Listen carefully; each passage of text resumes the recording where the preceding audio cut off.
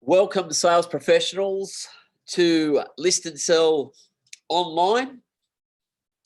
Today we're at session or the traction session. This is where we're running the assumption that you already have a foothold of some description into the market. You've been in there listing properties and you're looking to build market share with longevity over a period of time. And today, this is traction session number 2, the second phase, and the 6th session. And today we start to talk, or allude to at least, the first component in and around listing presentations, which I believe are broken up into 3 distinct phases when you're looking at the listing presentation. Bearing in mind, over the next few weeks, and those of you that are on the Sales Trainer Mentor program will be receiving an invitation. We're going to start to do very solid, long, protracted sessions specifically around the listing presentation, hand in hand with Listing Pad. Listing Pad is, of course, the iPad presentation. We are now looking to bring that online so that you can be running your listing presentations remotely with Remote Lister.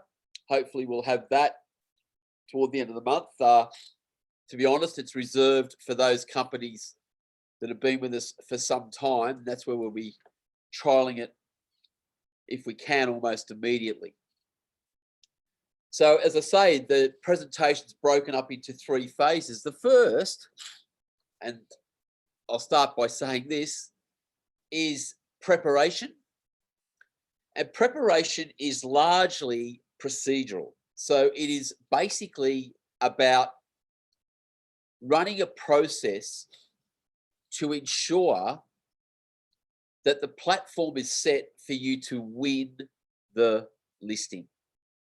So what we want to do is cover all bases so that every conceivable angle is worked to our advantage come the time that we get to the listing presentation. So often salespeople think about the presentation in terms of getting the appointment. Once they get the appointment, they become so excited.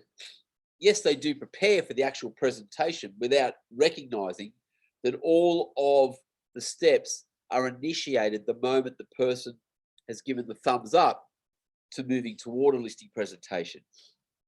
So preparation is thoroughly about, it's procedural, but about being totally prepared. And we're going to go all the way through that. So for me, it's those phases that lead up to the point that you sat at the kitchen bench of the dining table. When you are sat at the kitchen bench of the dining table and about to run your presentation, or as these days might start to prove when you sat and you're either running a Zoom conference the way that we are now, or talking to them on some other online platform. It's everything that leads up to that, and making sure that you're given, as I say it again, every conceivable chance of winning that listing. And what you want to create is an absolute standout impression. And I don't mean creating an impression purely and simply on the basis of what your competitors might be doing and trying to outstrip them around their game. I'll give you an understanding of how this all works in just a moment.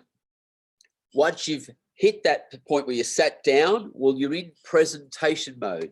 This is where, and I wish you'll hear me talk about this in the following weeks when we break down the presentation.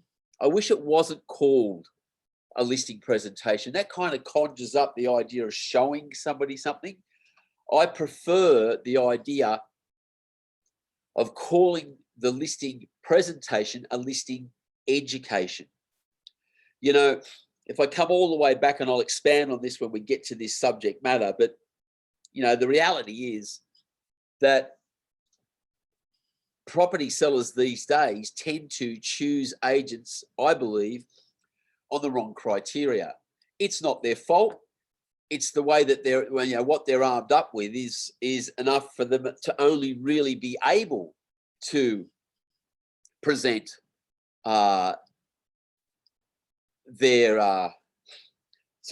what they're presented with really only enables them to make a decision based upon, in the main, what agents are quoting around price. And if you go back to earlier editions of this, I deal very heavily with price, and I say that, you know, you should be giving advice in lieu of price.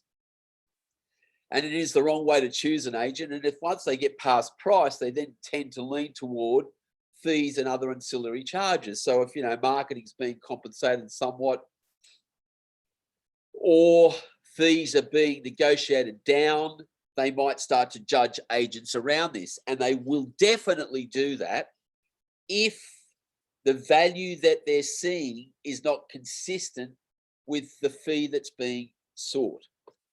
And that goes for marketing as well. If they can't see the value in the marketing that you're asking them to invest in, or they can't see value in the fee percentage that you're asking for, well, then you have a problem.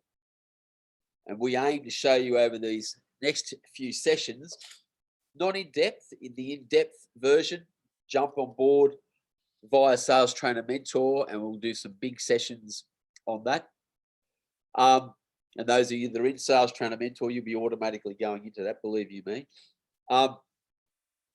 Yeah, so you've got to be able to show value. Now, the third phase, which is we'll get to beyond that, is one that hasn't been or hasn't had to have a lot of attention paid to it because, you know, like anything, we've had an undersupplied market, and prices have been escalating. So, you know, the management or the expectation of sellers is typically taken care of with time. So we want to talk about the third phase eventually, which is proactivation. And this is where you actually set the platform for the transaction to run smoothly and the property to sell. And we call that proactivation. You won't find that word in the dictionary. It's one of my quirky little makeups. And I'll give you all of the tools and understanding around that. And that is, again, relatively process driven, albeit that some of the dialogue and things that you need to deliver do require a little bit of finesse, and they certainly require a little bit of courage. They are easy to muck up. If they're misinterpreted the wrong way, you can have an irate vendor. So we will spend some time talking about that as well. So back to the beginning, this idea of preparation. So when you receive a listing presentation, when an active property seller has indicated to you, okay, we're good. If you go back to that stages model, they've been through the data collection stage. For the sellers, they've been through the research phase, which runs from 4 to 12 weeks. They've now satisfied themselves that the value of their property is greater than or equal to the amount of money they need to fulfill their obligations, and you're on. Now, it could be premature. If you've done a great job and convinced them to get you in before they've reached that point, you again have to tread carefully around that and be totally and utterly aware of this in the way that you're going to run your presentation when you go out to see them. But basically what we want to do is create purely and simply an impression that just makes you a complete standout, irrespective of where you're at. And this reminds me, just going back on old memories, of what I call about developing some habits. And you've got to retain these habits to get into the position of running these presentations and running the prep around them. Just quickly, there's 5, I always say quantity, then quality. When you're starting out, the first thing you need to focus on is the quantity, I should say, of listing presentations, and then move to quality. So for me, early on in my career, if anyone so much as looked in the general direction of wanting to list a property, I would take it on. Nothing drives me more nuts than hearing a salesperson say, I wouldn't take it because their price expectation is too high, or I wouldn't take it because of where it's at. I can understand the difficulty around not accepting the listing if they just won't pay the fee or they won't meet with the charges or that sort of thing. But again, when you hear me talk about marketing, I'll say you don't make marketing mandatory in that an owner has to pay for it. You present it in the light that it's really up to you. But I must tell you that it's commercially reckless for you to not invest in marketing. If you present it that way, it's not you charging something. You need to understand that. We'll get to that a little bit later. So the first habit, you want to get to move into high-end production and reach your capacity is don't worry too much about the quality of the listing.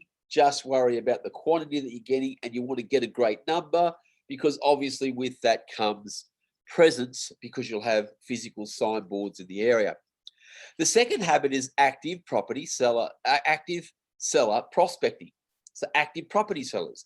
So running all of the protocols of leverage around the listings as they come on, around what you've got, so that you've got listing appointments. Yeah. You want a higher number of listing appointments first, with an ever improving conversion ratio of presentation to list, to make that to make the whole thing work. The third habit is a daily listing presentation. I alluded to this when we're talking about planning. I've alluded to this in every possible facet. You know that my creed is listing always comes before selling, and get more listings ahead of everything. You can't get into any trouble listing. Well, the adjunct to that is for your goal, your obsession as a professional, a salesperson, as a sales professional, is to ensure that you've got a listing presentation each and every day that you work. Now, you may not be at that space. That doesn't mean that you can't aspire to it. If you make this your obsession, believe you me, you will get to that point. Once you get to the point that you're doing a listing presentation every day with reasonable conversion numbers, I can assure you, you are headed for peak performance, and it all works. Listen and learn is the next habit. Yeah. So don't spend so much time talking as you do listening before you speak.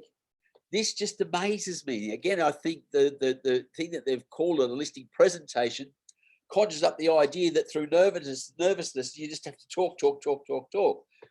I spend more time, although this might not appear because I'm in this role, I'm running an education, I don't have someone to interact with, but I can assure you that the key to successful listings is listening and understanding. I've said this 1,000 times before.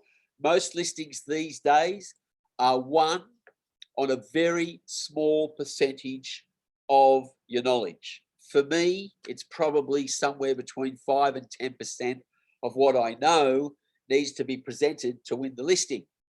So the difficulty at this point in time in preparation is figuring out which 5 to 10% of what I know that I'm going to run inside this presentation in an educational format. And to do that, I have to listen intently. I have to seek the information. This is all going to make sense in just a moment. The next thing is I perfect practice and practice perfection. One of the things I always used to laugh at and be find quite amusing is that people would talk about practice makes perfect. Not necessarily. You see, I remember playing in a band and we had a guitarist, and there was one particular riff, a part of a song where he's got to play a specific run. And he just couldn't quite get it during rehearsals. Anyway, he went away for a couple of weeks, and then we got, 2 weeks later or something like that, we're about to play this tune again. And we start playing it, and it's just as bad. And he looks at me and he says, "But I've practiced the riff." And I said, "Yeah, what's happened is you've practiced the wrong way to play it, and you've become good at it." So I say that you just got to dispel that old cliche of practice on its own makes perfect, and start in the beginning with the perfect practice. So I say perfect practice first. So get the perfect practice, and then practice perfection, and things will start to work. They're just 5 habits I thought I'd make mention of here this morning, and then talk about what we do now in preparation. So there's 2 types of appointments that come our way. Those that call us, and I've got to be honest with you, these are the ones that I seek, again, coming back to those habits, at the moment, I'm just focused on quality if I'm building my market share, and I'm not discriminatory about that. But over time, you do want to focus in prospecting on having an advent where you've got incumbent active property sellers contacting you. Now, this is through marketing. This is through offering that the information that they're seeking, but you still want them calling you, because if they're calling into you, I can almost always tell you that most of the time the motive is better. And indeed, not just the motive being better, that from that motive, you've got a better quality listing most of the time because they've already resolved to sell. Whereas if you're finding them, a lot of time tends to be spent on getting them motivated to sell. And you kind of meet with this when you go down. If you found them, if they pull up, the arms fold, they're okay, you wanted to see us, what do you got? And then you're kind of on trial the whole time. This is not bad. It's just that there is a variation between the two, and you have to be aware of how to disseminate between these. So now comes the most important one, and this can be handled one of two ways. I'm just going to present it here this morning in the context of them calling into us and how we set up a pre-appointment discussion. And this pre-appointment discussion is set up with the idea of setting the stage where they are anticipating a highly skilled agent coming down to see them. So I always start the call. So let's just say a call was put through to me in the office, if you're in one of those offices where they still have a receptionist or otherwise, or it could be coming straight to you. I'll give you a variation on two of them. But we always start the call with please and thank you. Not in the same sentence, but I'm sure you know what I mean. Manners maketh the man, as I say, and courtesy is the order of the day, and your opening statement must, and subsequent, your appreciation just does not go unnoticed. So somebody calls and I go, good morning, it's Mark Dwyer. If they've called through to the reception and they've said they've got a caller on line 3, he's down in Lincoln Place, and he wants someone to come down and see him about selling the property. So my first thing is, good morning, Mark Dwyer speaking. If the client then says to me, hi, my name's John, blah, blah, blah, I've got a property down at so-and-so. I was just wondering if someone could come down and see me, or they might call off one of my letters or otherwise. So my immediate assumption is like, oh, fantastic. Now, if they've been put through to me, and I know it's 13 Lincoln Place, my response would be, good morning, Mark Dwyer speaking. John, is it? And the person would go, yes, it's John. Can I call you John? Yes, because the most important thing to do is, as a call, if it's put through to you from reception, is to acknowledge any or all of the information that has been transferred to that the caller has given to the receptionist or otherwise. Nothing is more frustrating. I'm sure you've all been through it, where you might call Telstra or some other sort of business, and they ask you, what's the nature of your call? I mean, one of the most fascinating things I find with Telstra is they have a customer care or customer service department, and you ring them and the first thing they say is it's customer care. They listen to what or your call, then they do this business. Oh, I'm sorry. What's your name? What's your number? What's your date of birth? What color hair have you got? How tall are you? All that sort of stuff. You tell them, they go, oh, that's not my thing. I put you through to another department. They ask you all the same things again. When you eventually get somewhere, with Vodafone or Telstra, they then say, they start the sentence with what you have to do. I say, hang on, isn't this the service department? Yes. And I didn't call for a job. I called for service. Please don't start a sentence with what I have to do. Don't you do that with customers. So I acknowledge it. Then I'll say, good day, John. I understand you're moving from, or you're looking at selling, whatever it is. I understand you're moving from 16 Lincoln Place. It's an assumption that you run. So I'm acknowledging the information that they've already given me. Or you can say, I understand you're looking at moving from 16 Lincoln Place. Even better if you say, I understand you are on the move. Because running that assumption, if they are, they'll just agree with it. I'll say, yeah, that's right. So here's me going, bang, this is an active property seller ready to go.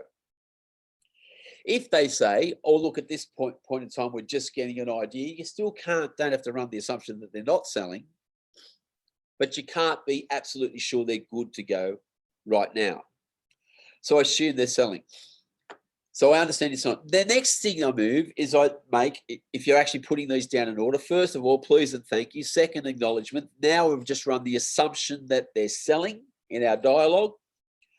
I then move to establishing popularity. I think this is one of the key things that I've done over the years that have just had an extraordinary benefit in terms of winning listings. You see, I'm not saying that people are like sheep, but they are a little bit. I'm not saying that definitively. But the level of comfort they derive by feeling like they're not a crash test dummy, that other people have used your services, for them is very comforting. So I established what I call popularity, because people have a tendency to trust a company that other people trust. So I'll just say, so who referred you to us? They might say, well, no one. I say, oh, was it all of our sold signs that you've seen in the area? Or I might even say, look, I've almost sold your entire street over the years. Yeah, was it all the sold signs? They go, no, no, no. If they say no to both, I'll just go, wow, you got here all by yourself. Aren't you clever? But to be fair, I've just established in their minds that most people come to us by way of referral or because of our presence in the marketplace. This gives them a great deal of comfort.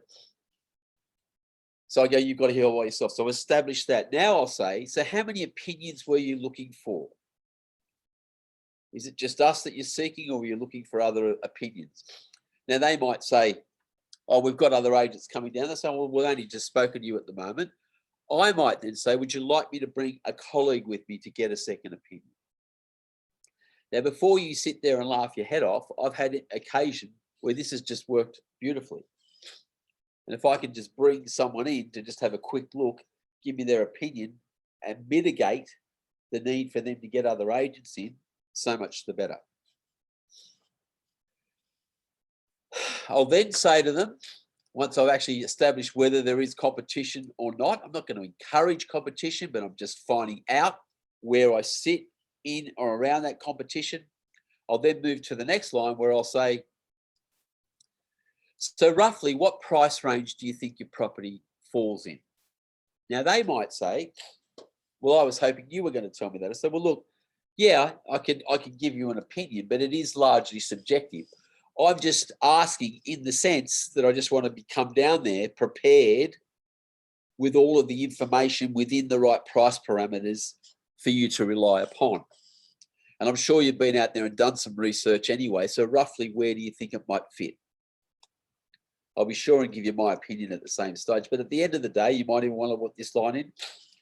I'm a marketer and my job is to create value, not necessarily analyze it. But I just was trying to get an idea so that I can come prepared with the information that you need. Now, here's the thing. Their initial response, whatever the number is that they first come back with, so I'll say, I don't know, roughly from about 5, that is the amount of money that they want for the property.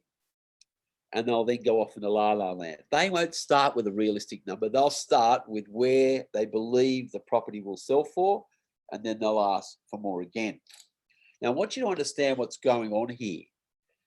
So far, you're establishing a good impression. You're establishing popularity. You have qualified to a degree that they are good to go. So you're knowing when you're going down there the likelihood of being able to sign them up on the spot or within the next few days or not. You have information around their price. So this cannot necessarily become a stumbling block because you know where to play it. You know, doesn't mean you have to give absolutes. We've talked about that. Go back to price and run it through. But knowledge is power. You are going out to run your presentation and you have an understanding of where it's all auguring in. The next thing is to make mention of buyers. So I'll say, look, so when were you hoping to see me? Because I've just run off my feet with buyers at the moment, or I've got buyers coming out of my ears. It's important that this is said, and it seems to be long forgotten because so many agents go into a listing presentation and on the premise of getting an owner to pay for, they call it marketing, but they mean advertising, they start to run it around the premise of we need to advertise to get buyers, when the nonsense of this is that sellers come to estate agents because they believe we already have buyers. And I find this fascinating that, you know, for us to then turn around and say, can you give me some money for a cow first? If we're running a butcher shop, someone comes and asks for a steak, we say, can you give me some money for a cow first? That's almost the same analogy. So they come to us because we have buyers and we're saying, can you give us some money to go and find buyers for you? This is just a nonsense. And you'll see that I talk about this in presentation. I readily concede to sellers that we already have buyers. I even go one step further later on and explaining to them that finding a buyer for your property is the easy part. The difficult part is massaging that buyer to their maximum that they're prepared in value to see in the property and then part with the money for it. So it's important that you make mention of buyers. Then, of course, with showtime, I say, look, well, how much time do you have to cover things off with me? I do this because sometimes it's a frustration to sellers that you come down and you believe they think, oh, you're going to need 2 hours or an hour and a half or whatever it is of their time, and they're just time poor as people are these days. But worse, nothing worse than them thinking it's just going to be like a quote, and you get down there and they allow half an hour between you and there's a knock on the door and one of your competitors is there right behind you because you didn't set it up properly. So I ask them, I say, how much time do you have to cover things off? They'll quite often say to me, how much time do you need? I'll then say, well, it's largely dependent upon you and the questions that you have. But generally speaking, I find that if we allow at least an hour and a half to maybe 2 hours, everything should be fine. It may not reach that point, but I'm just allowing it to make it all work for you. Is that okay? And just see how they go. So now we've got the stage set, and then I'll say, well, so will I be meeting with just you, or are there other owners? I don't like the idea of being this, you know, I have to meet with you and the husband and that, you know, wishy-washy thing. Well, what time does your husband get home and when can we see you? I just think that's, number one, sexist. And number two, I just think it's smarmy because you're kind of trying to trick. So I just say, will I be meeting with all the owners, or is it just you, or are there other owners? They might then turn around and say, well, look, no, it's just me at this stage. And I'll say, well, look, is there a time where I can meet with both of you? Because what I tend to find is each of you will have different questions of me and what happens inside the process. And I think it's just a good thing, if we possibly can, run it so that, you know, I can be thorough in anything that you need to know and you guys both feel comfortable when we move to market. And you'll notice that I'm already talking in a way that I've already got it. I use the word we a lot. I'm flagging this for you now because this is going to come up over and over and over again inside the framework of what we do, in explaining that, you know, how you position yourself on assumption that you've already got it, and that creates an obligation. So we're on the deciding audience, and then for me, for there, it's just around timing and setting up the appointment. So I set an irregular time. So I'll often say to them, when were you hoping to see me? And then I'll offer a choice. Was it tomorrow or the next day? So once I define it to the day, I'll offer a choice of 2 times. Some of you might think, well, I don't really have anything on that day. No, make sure you control it. It's very important. Might not seem like a big deal to you now, but if you're controlling the appointment times, if you're controlling how the stage is to be set, the whole thing, not only does some of them find that comforting, but it is also asserting your authority around controlling the transaction. If you start being servile to their needs and the way they want it, get used to it. It's probably going to run that way throughout the entire presentation. So once I've set the time on the 3 o'clock or the 4 o'clock, I then adjust it by 5 to 15 minutes. Why? Because what I find is if I say 3 o'clock, for a lot of people, sometimes I've turned up and they're trying to get the kids ready in the afternoon. They're running a bit behind. They wish I was turned up late. I turn up on time and they're just not quite ready. So they're disengaged and I can't quite get them into the conversation. Whereas if I say, okay, I'll be finished this and ready that, and I say, once I get to 3 or around 3, I then say they'll be there at 5 past 3 or 10 past 3 or 3:15. For me, that tends to mean that time. And typically when I get there, they are ready because 3:10 means 3:10. They also notice that I'm punctual and the whole thing works together. I then talk about cancellation. I say, if you do have to cancel, can you please give me at least 24 hours notice so I can reschedule someone in? That's not being rude, but it's showing that you're in demand. And if they try to cancel on the day, I just go there. I don't receive the call. I just go there because it creates an obligation. Again, that's up to you how you want to play that, but I've found it to be extremely powerful. From there, I then just run. This is all the written stuff. After hanging up the phone, I then move and I'll probably write a thank you note out. See you at so-and-so at a certain time. Bang, bang, bang, smiley, thank you. That's it. Send that out. And then I'll likely send my version of the property seller's research guide in a more formal manner that gets to them before I go and greet them. That's a good start. Next week, I'll expand on this in preparation when we're doing the tour about building rapport. How you do that. I had great conversations with one of our real estate rock stars around this just this week. And I'll talk to you about how you build rapport successfully.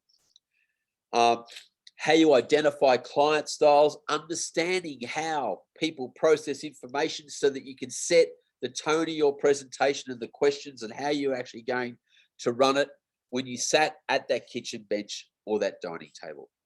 My name's Mark Dwyer. You can reach me, Mark with a K at salestrainer.com.au, or you can telephone me on +61 410 592 165. Love to hear from you, especially if you're interested in jumping on board our Sales Trainer Mentor program and getting, well, not only listing pad up and away, but your presentation to a format that you can win any listing you actually want. Thanks for joining us, and I'll catch you next time.